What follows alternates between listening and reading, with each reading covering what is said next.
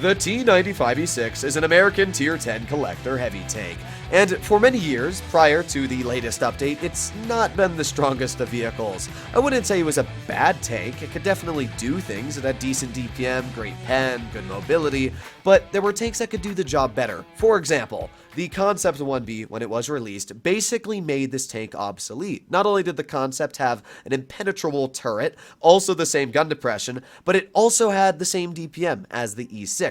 And down to the fact that the Concept had a more accurate gun, it had a higher top speed, better reverse speed, and an angled hull that can't be HE'd in the side.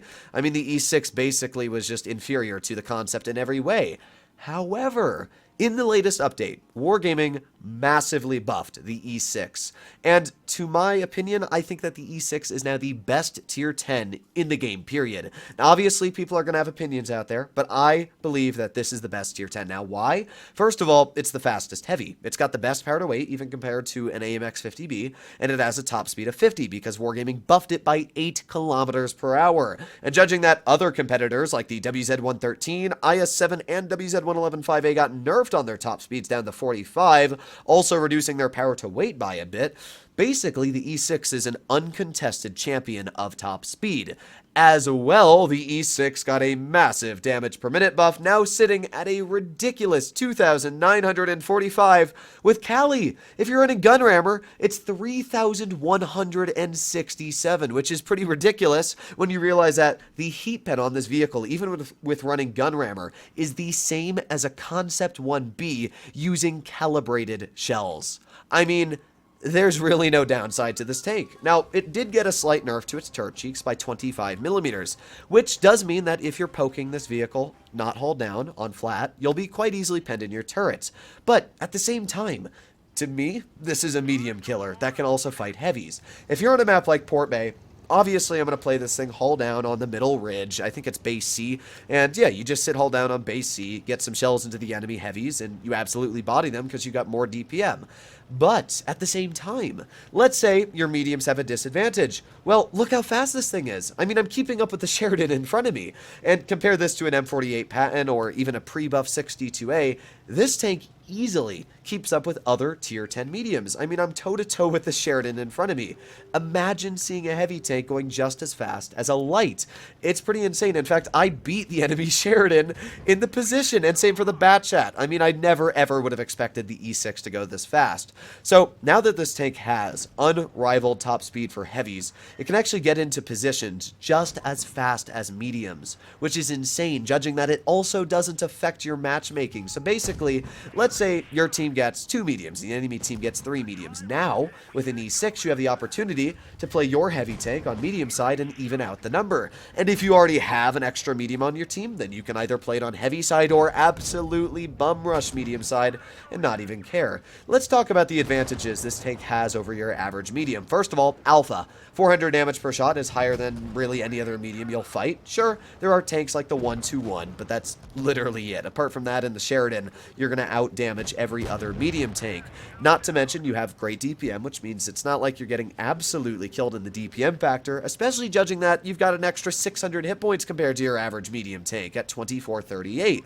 You've got 10 degrees of gun depression, way more penetration than any medium tank. I mean, the benefits just keep going on and on and on. And it's not like the accuracy is bad either at .326. So already in this game, I've been able to completely smash through medium side. I've dealt 2,500 damage, and you can see here, the calibrated shell is just absolutely buttering the enemy AMX M4. There you go, another nice heat shell right into the front of his tank. We're up to 2,852 damage dealt so far, and I mean, the tank's just insane. It does not care what is in front of it. It will pen it. It has enough DPM to out-damage it. I mean, I was using these tanks in comp with my current comp team I'm playing around with, and the E6 is just body Type 71. So if you don't know, types right now are the best heavy for doing a lot of things, specifically tanking shells and just pushing. And there really wasn't a counter to the Type until the E6 came out. But now, judging that you can run a tank that's more mobile than the Type 71, has more DPM, more penetration, enough pen, in fact, to butter through its frontal plate, I mean, the tank's just insane. So we get 1 bounce from the 57 heavy, which is all I needed, because now the 57 can't full clip me. So you can see we're up to 4,000 damage dealt. We're going to get a nice shell into the side of the 57. Nice max roll for 500 as well. We're up to 4670 damage now, and all that's left is 3 tanks on the enemy team. And at this point, this is a pretty easy win. There goes the 268 version 4, and the Type 71 is YOLOing me, but even though he's going to end up killing me, I'm still going to penetrate 2 shells very easily into his tank, breaking 5,300 damage. I mean, this was just an incredibly easy game to showcase what the E6 can do. So let's get out of this battle, and let's get into the next one and see if the E6 can keep it up. By the way, this game is only a 2nd class. That is how well this tank is already performing. It's pretty insane. So the next game, we're going to find ourselves on Nube. And Nube is one of those maps where, just as in this game here, my team kind of wants to push town. Now, I know that pushing town is a bad idea, especially when it comes to maps like this, so I'm not going to push my tank town. I'm going to go up the bridge, but in a little bit of a safer way through town so I don't get shot. And by the way, for my T95E6, just to show how ridiculous it is, in the past month since the updates come out, 21 battles, 80.95% win rate with 3,974 average damage. I mean, that's insane. If you know how to play this tank, you'll do great in it. And I wanted to show this battle specifically down to the fact of its turret cheeks being weak. I wanted to make sure that people realize that this isn't a tank you can just brawl everybody in and win. You can definitely brawl, but you might not win the brawl because its turret cheeks are incredibly weak. So we got a 50 TP. I'm going to get a nice shell into his tank, but there you go. Right through my turret cheek, and that's a tier 9 heavy. So that's a pretty good example of my turret cheeks being absolutely terrible and the enemy being able to butter straight through. Unfortunately, we can't snap that shell into the WZ-113, but that's all good. We're going to plop on our adrenaline, aim it on the STB-1, and there you go. Nice shot right into the tracheal, beautifully flying directly where I aim. Now we're going to aim it again, and maybe this 113 is going to back up. Come on. No, unfortunate. Well, that's all fine. We're going to aim it on this mouse, and because we've got such a good accuracy level, we're going to get a nice heat shell right into the mouse. Okay, well, let's make our way down over here. Let's aim it on the mouse, and oh boy.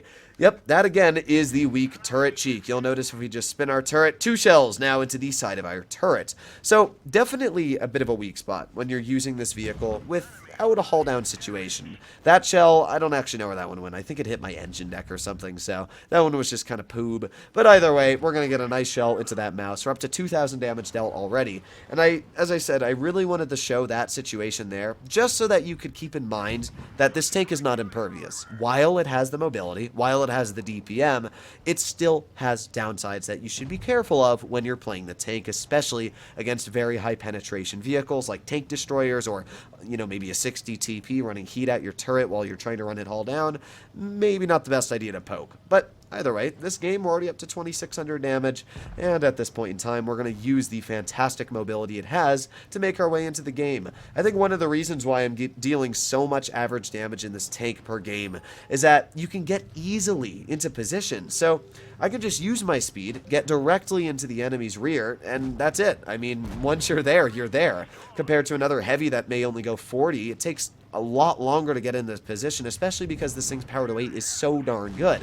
So the 50 TP shoots finishes off my E75. So I'm going to take this time and advantage to shoot the 113. And now we're going to start shooting at this 50 TP. Even though this guy's running adrenaline, we still have that quick of a reload to almost out-reload him.